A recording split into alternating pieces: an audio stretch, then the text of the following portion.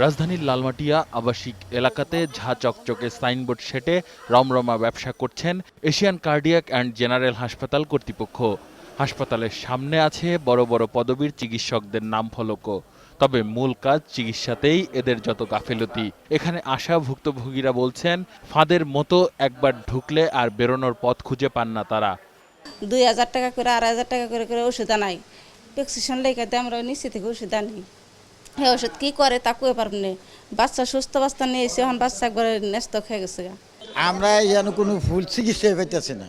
হাসপাতালটিতে অধিকাংশ রোগীই ভর্তি হয়েছেন দালালের খপ্পরে পড়ে। এছাড়া এর ভেতরেও রয়েছে পদে পদে অনিয়ম, এমনই অভিযোগ রোগীর স্বজনদের।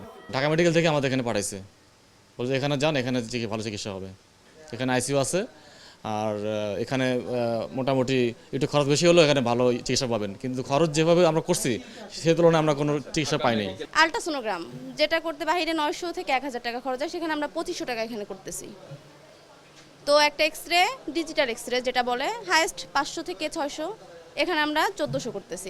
গেল রাতে 3 শিশু মারা যাওয়ার পর থেকে গা ঢাকা দিয়েছে হাসপাতালটির কর্তারা।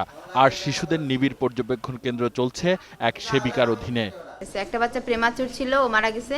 আর একটা বাচ্চা জন্ম থেকে বমি ময়লা আসতো, এর জন্য মারা গেছে। এমনি ডিটি ডক্টর আছে, এমবিবিএসসি একজন আসে, আর এমনি ডিটি ডক্টর আছে, ওরা এমনি জাস্ট। এই ঘটনার পর থেকে হাসপাতাল ছেড়ে যেতে থাকেন এখানকার রোগীরা।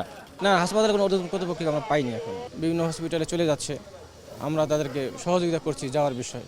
আর হাসপাতালটির অনুমোদন থাকার বিষয়টি তদন্ত করে দেখার কথা জানান পুলিশ কর্তারা। আসিফ সুমিত, 21 টেলিভিশন, ঢাকা।